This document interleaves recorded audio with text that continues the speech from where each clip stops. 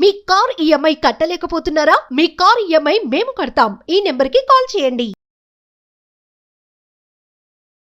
Hello నమస్తే, welcome to Suman TV. ప్రస్తుతం మనతో motivational speaker, life coach Vidyarani గారు ఉన్నారు. వీరితో కొన్ని విషయాలను ఈరోజు డిస్కస్ చేద్దాం.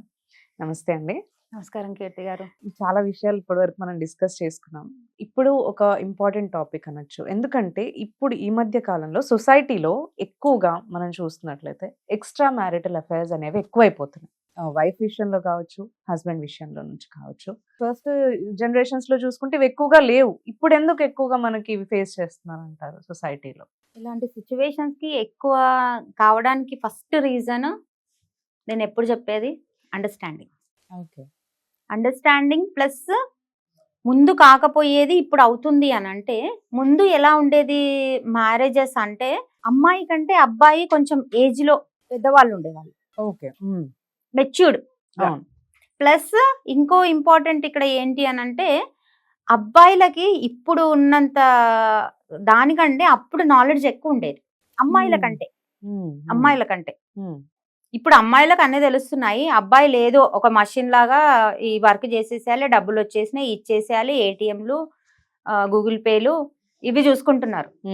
ఇంకేం లేదు, సాటర్డే సండే ఎంజాయ్ చేయాలి, ఏదో ఎంజాయ్మెంట్, రీల్స్ తిరిగేయాలి, టైం పాస్ చేయాలి అనేలా ఉంది. కానీ ఒకప్పుడు ఎలా ఉండేది అని అంటే, మీరు ఒకప్పటి గురించి అడుగుతున్నారు కాబట్టి, నేను చూసిన మా ఫ్యామిలీ కావచ్చు, మా మామయ్యలు మేనమామలు కావచ్చు, వాళ్ళకి నాలెడ్జ్ ఎక్కువ ఉంటుంది. ఈ పండగ ఎలా చేయాలి, ఈ ఫంక్షన్ వచ్చింది ఇది ఎలా చేయాలి, వీళ్ళు వస్తే ఏం చేయాలి, ఎలా మర్యాదలు చేయాలి, ఈ రోజు ఏం చేయాలి. ఇక అది మూఢనమ్మకాలు అనుకోకుండా అన్నీ తెలుసుకొని ఒక హెడ్ ఆఫ్ ద ఓనర్ ఉన్నప్పుడు వైఫ్, పిల్లలు, ఇంకా ఇంట్లో ఉన్న వేరే మెంబర్స్ అందరూ కామ్ అయిపోతారండి. హెడ్ ఆఫ్ ద ఓనరే కరెక్ట్ నాలెడ్జ్తో లేరనుకోండి, వాడే కరెక్ట్ నాలెడ్జ్ లేదు, వానికే సంపాదించేది తెలీదు, వానికే డ్రీమ్స్ లేవు, వానికే ఎయిమ్స్ లేవు, వాడికే ఏం లేవనుకోండి, నేను ఇలానే మాట్లాడతా, మీరు ఏమైనా అనుకోండి. ఎందుకంటే ఇలా జరుగుతుంది అని అంటే, జరిగిన తర్వాత అయిపోయిన తర్వాత అమ్మాయికి అనడం ఎంతవరకు రైట్? అమ్మాయి వచ్చింది అని అంటే తనకి ఎన్నో డ్రీమ్స్ ఉంటాయి, ముందు చెప్పేవాళ్ళు కాదు. వాళ్ళ డ్రీమ్స్, వాళ్ళ ఎయిమ్స్ ప్రతి ఒక్కటి అచీవ్ చేసుకునే వాళ్ళు కారు. ఈ రోజులలో ఉంది. అవును, అంబిషియస్ ఉన్నారు ఇప్పుడు ఎక్కువగా ఉన్నారు. లేదు అంటే వాళ్ళు జాబ్ చేసుకున్నా, లేకుంటే ఇంట్లో ఉన్నా కూడా సర్దుకుంటున్నారు వాళ్ళు, వాళ్ళకి ఏ డ్రీమ్స్ లేవంటే. కానీ ఉన్నా కూడా నువ్వు కరెక్ట్ లేనప్పుడు వాళ్ళు ఎలా పడితే అలా చేస్తారు కదా. ముందు కాలంలో ఎలా ఉంటుండే అంటే, హెడ్ ఆఫ్ ద ఓనర్ అంటే ఫస్ట్ ప్రతి ఒక్కరికి చూసి వాళ్ళకి ఏం కావాలి చాలా ఇంపార్టెంట్ ఉంటుందండి. పెళ్ళి అవుతుందంటే వాడికి అన్నీ నేర్పించేస్తుండే తల్లిదండ్రి. ఎలా ఉండాలి, అమ్మాయి వచ్చిన తర్వాత ఎలా ఉండాలి, ఓన్లీ ఫైనాన్షియల్ గా కాకుండా వాళ్ళిద్దరు అండర్స్టాండింగ్ ఎలా ఉండాలి, ప్రతి ఒక్కటండి. ఒక్కటి కాదు, లైఫ్ అంటే చాలా పెద్దది. ప్రతి ఒక్క సిచ్యువేషన్ ఎలా వాళ్ళు లీడ్ చేయాలనేది ముందే నేర్పిస్తుండే. లేకుంటే ఇంటికి పెద్దవాళ్ళైనా కూడా నేర్చుకుంటుండే తల్లిదండ్రికి చూసి. ఇప్పుడు తల్లిదండ్రే కరెక్ట్ లేరు, పిల్లలు ఏం నేర్చుకుంటారు?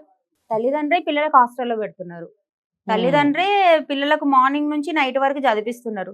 మీకు అక్కడ కమ్యూనికేషన్ ఎక్కడుంది, లవ్ ఎక్కడుంది, ఏం ఎక్కడుంది, ఎప్పుడు నేర్పిస్తారు కదా. మనం ఏం బాధపడుతున్నాం పిల్లలకి తెలుస్తలేదు ఈ రోజులలో. తెలియాలి, తెలిస్తేనే ఎలా చేయాలి, ఎలా లీడ్ చేయాలి. ఇక్కడ అమ్మాయి అయినా అబ్బాయితో ఎలా ఉండాలనేది తెలుస్తుంది, ఇక్కడ అబ్బాయి అయినా అమ్మాయి ఎలా ఉండాలని తెలుస్తుంది. అంటే హెడ్ ఆఫ్ ద ఓనర్ నువ్వు ఉన్నావు అని అంటే, నువ్వు ఏం చేయాలి, ఏం చేస్తలేవు అని అంటే, అమ్మాయి వచ్చి అడిగిందంటే నీకు తెలిసి ఉండాలి నీ ఇంటి విషయం. ఏమో నాకు తెలియదు అమ్మకు అడుగు అని అంటే, వీడికి తెలియదు. చూస్తుంది చూస్తుంది చూస్తుంది చూస్తుంది, ఎన్ని రోజులు చూస్తుంది, వీడికి తెలియదు, నేనే తెలుసుకోవాలి. అమ్మ ఎన్ని రోజులు ఉంటుంది, తండ్రి ఎన్ని రోజులు ఉంటాడు, నువ్వు తెలుసుకోవాలి కదా. ఆ నాలెడ్జ్ లేదు ఈ రోజులలో. నాకేం తెలుసు, అమ్మకు తెలుసు, మరి నువ్వు ఎందుకురా ఉన్నది. ఇలా ఉండాలి అని అంటే ప్రతి ఒక్కటి మనం నేర్చుకోవాలి. అప్పుడు వైఫ్ అండ్ హస్బెండ్ అనేది కరెక్ట్ గా ఉంటారు. నీకు తెలియదు, ప్రతి ఒక్కటి నీకు తెలియదు అని అంటే, మరి ఆ అమ్మాయి వేరే వాళ్ళకి అడగాలి కదా. వేరే వాళ్ళకి అడగాలంటే వేరే వాళ్ళతో మాట్లాడాలి కదా. వేరే వాళ్ళతో మాట్లాడాలంటే వాళ్ళు నీది చూసి చూసి చూసి వాళ్ళు ఎప్పుడు నచ్చుతారో ఈ అమ్మాయికే తెలియదు. ఈ అబ్బాయి వేరే వాళ్ళకి అడిగి అడిగి చూడడము. ఫస్ట్ ఫ్యామిలీ గురించి చెప్తున్నాను. ఈ అబ్బాయి పోయి ముందే నేర్చుకోలేదు, వేరే వాళ్ళకి అడగాలి అనే దాంట్లోనే ఇంకో అమ్మాయి ఎప్పుడు నచ్చుతుందో తెలియదు. ఫస్ట్ నాలెడ్జ్ పరంగా ఇది, ఈ అండర్స్టాండింగ్ ఉందంటే ఇంకా ఎక్స్ట్రా బయటికైనా వచ్చే వాళ్ళతోని మనం మింగిల్ కాలేం. రైట్ అండి. ఫస్ట్ వచ్చి ఫ్యామిలీ. ఎందుకంటే ఇంపార్టెంట్ ఇంత చెప్పాను దీనిపైన ఫస్ట్ అనంటే ఫ్యామిలీ మోస్ట్ ఇంపార్టెంట్ అండి. మీకు అన్ని తెలిసాయి అని అంటే మీరు ఇంకొకరికి అడిగే అవసరం ఉండదు. మీతోనే భయపడి ప్రేమతో ఒక అన్కండిషనల్ లవ్ తో ఉంటే మనం ఇంకొకరికి చూడం. మీతోని నాకు మంచి ఫ్రెండ్షిప్ ఉంది, మంచి లవ్ ఉంది, ఇంకొకరి అవసరం ఏముందండి? కరెక్ట్. ఇది ఒకటి చాలా చాలా ఇంపార్టెంట్ అండి. ఇది చెప్తే చాలా సేపు పోతుంది. కానీ ఇంకొకటి వచ్చేసి ఏంటంటే వీళ్ళకి అండర్స్టాండింగ్ లేక ఎవరితో ఎలా ఉండాలి తెలియక, పెళ్లి అంటే ఏంటి ఇంపార్టెంట్ తెలియక, ఇంకొకరికి చూసి నచ్చడమో, ఇన్ఫాచ్యునేషన్ కావచ్చు, ఏదో ఒకటి కావచ్చు, పార్ట్నర్ అన్నిట్లో కరెక్ట్ గా ఉన్నా గానీ వాళ్ళు జంప్ అయిపోవడం అనేది జరుగుతుంది. అంటే వేరే వాళ్ళతో అట్రాక్ట్ అవ్వడము, మీరు అన్నట్టు వాళ్ళతో ఇంప్రెస్ అవ్వడము, ఏదో జరుగుతూ ఉంటుంది. వాళ్ళు అన్ని విషయాల్లో కరెక్ట్ గా ఉన్నా కూడా కొన్నిసార్లు. అంటే మరి వీళ్ళిద్దరికి ఇక్కడ అమ్మాయి అయినా అబ్బాయి అయినా బయట చూస్తున్నారు అని అంటే వీళ్ళకి అసలు పెళ్లి విలువ తెలియాలి కదండి. నేను అందుకే ఫస్ట్ ఇంతసేపు చెప్పడం కూడా రీజన్ అదే అన్నమాట. ప్రతి ఒక్కటి నేర్చుకోవాలి మనం. పెళ్లి చేసుకుంటున్నావంటే పెళ్లి ఆ బంధంలో నిలబడాలి. నువ్వు నిలబడితేనే నీ పార్ట్నర్ ఇంకో సైడ్ చూడరు. ఆ వాల్యూస్, ఆ మోరల్స్ అవన్నీ ఇంపార్టెంట్. ఆ కేరింగ్ మోస్ట్ ఇంపార్టెంట్. అండర్స్టాండ్. ఎందుకు అనంటే ఇప్పుడు ఎగ్జాంపుల్ ఈ అమ్మాయికి ఏదో తినాలనిపిస్తుంది, ఇడ్లీ తినాలనిపిస్తుంది, వాడు తెచ్చి దోశ ఇస్తాడు. అక్కడ ఎంత డిస్టర్బ్ అయిపోతుంది. చిన్న విషయం అండి అది, నిజం చెప్పాలంటే చిన్న విషయం. కానీ అది చూసి చూసి చూసి చూసి ప్రతి ఒక్క సిచ్యువేషన్ లో అది చూసి అమ్మాయికి ఎంత ఇబ్బంది అవుతుంది. నాకు ఇష్టమైన తినడానికి కూడా లేదని అనుకుంటుంది. అంతే కదా. అప్పుడు ఎలా ఉంటుంది? ఆ అమ్మాయికి ఒక కలర్ శారీ కట్టుకోవాలనిపిస్తుంది, వాడు ఇంకో కలర్ శారీ ఇస్తాడు. మన ఇష్టం కూడా ఉంటుంది కదండి. అక్కడ ఏమైతుంది మరి? వేరే వాళ్ళకు తొందరగా అట్రాక్ట్ అవుతున్నారు అని అంటే రీజన్ ఇదండి. రూట్ చూడాలి మనం. రూట్ కాజ్ నుంచి నేను ఒక్కొక్కటి ఎందుకు చెప్తున్నానంటే చాలా ఇంపార్టెంట్ అన్నమాట. నాకు తెలియదులే, ఫోన్ పట్టుకొని ఏదో విన్నలే అంటే నో. ఒక రిలేషన్ ఉందంటే నువ్వు ఐ కాంటాక్ట్ ఇచ్చి కమ్యూనికేషన్ స్కిల్స్ అనేది మనం పెంచుకోవాలి. పెళ్ళి అయిపోయింది కదా నేను పెద్దోడిని అయిపోయినా, పిల్లలు అయిపోయారు కదా నేను పెద్దోడిని అయిపోయినా అంటే దట్ ఈస్ రాంగ్. ఈ లాస్ట్ బ్రెత్ వరకు నువ్వు నేర్చుకోవాలి. సంసారంలో కరెక్ట్గా ఉండాలంటే, నీ పిల్లలతో కరెక్ట్గా ఉండాలంటే, ఈ భార్య భర్తలది పక్కన పెట్టండి, నువ్వు పిల్లలతో బాగుండాలి, పక్కన వాళ్ళతో బాగుండాలి, అందరితో బాగుండాలంటే నువ్వు నేర్చుకోవాలి. ఎవ్రీ సెకండ్ మనం నేర్చుకోవాలి. నేర్చుకుంటేనే మనం కాపాడుకుంటాం. లేదు అమ్మాయి ఒకటి చెప్పింది, అబ్బాయి ఒకటి చెప్పింది, ఇలా అయ్యింది, ఇలా జరిగింది అని అంటే మనం ఇక్కడ నుంచి విని ఇక్కడ నుంచి వదిలేసాం అనుకోండి, అక్కడ బాండింగ్ అవుతుందా? లేదు. నీకు ఇబ్బంది వస్తుంది నాకు అని అంటే ఓకే, ఆలోచించాలి దానిపైన. నా గురించి ఒక నెగిటివ్ వచ్చింది, నెగిటివ్ మీన్స్ తను హ్యాపీగా లేదంట అనేది తెలిసింది, అప్పుడు ఎంత అలర్ట్ కావాలండి. ఎలా సార్ట్ చేసుకోవాలి అని థింక్ చేయాలి కదా. అది చేసుకోవట్లేదు ఈ రోజులలో. పేషెన్స్ లేదు. ఫస్ట్ ఆఫ్ ఆల్ పేషెన్స్ పక్కన పెట్టండి, అసలు ఆలోచించట్లేదు జనాలు. ఒక వస్తువు ఎలా ఉంటుందో వాళ్ళు అలా ఉన్నారు అనేది ఉంది. పెళ్లి అనేది పెళ్లి బంధం గురించి మనం నేర్పించాలి ఫస్ట్.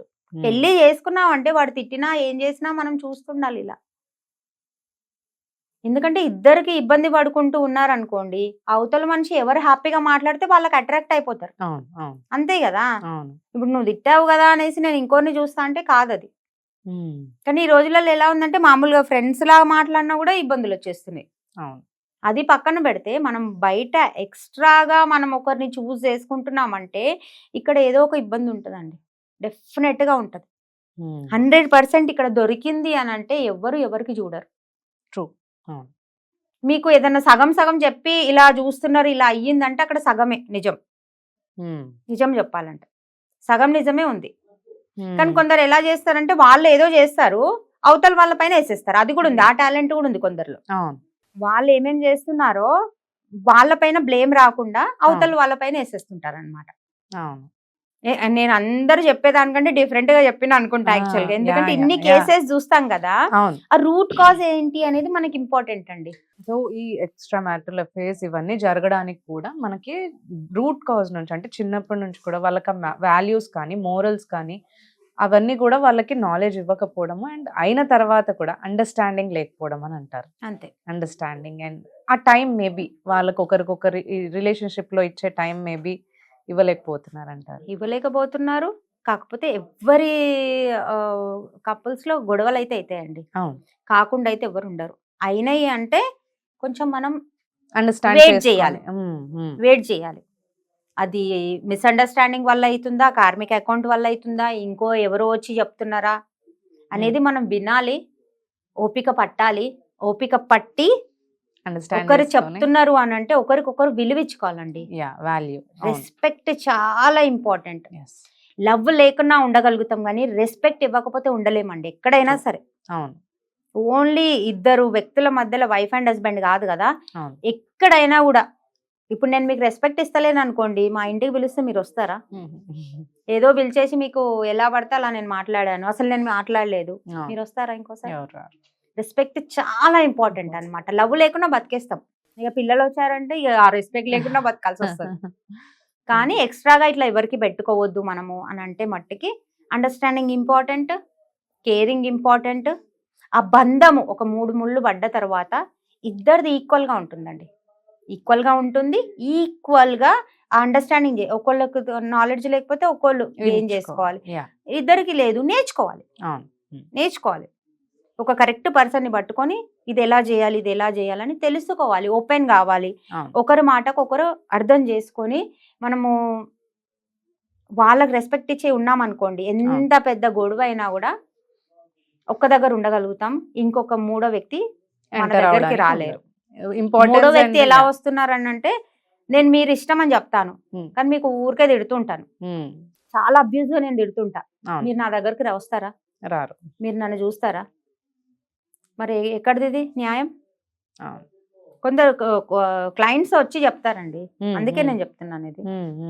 తనంటే నాకు ఇష్టము అంటే మరి ఏం చేశారు, తన గురించి ఏం చేశారు అదంటే, ఇలా నాకు అనిపించగానే తిడుతూనే పోతున్నాను, వాళ్ళే చెప్తారు. ఇంకా మీ అమ్మాయి కావాలంటే మీకు ఎంతో ఓపిక ఉండాలి.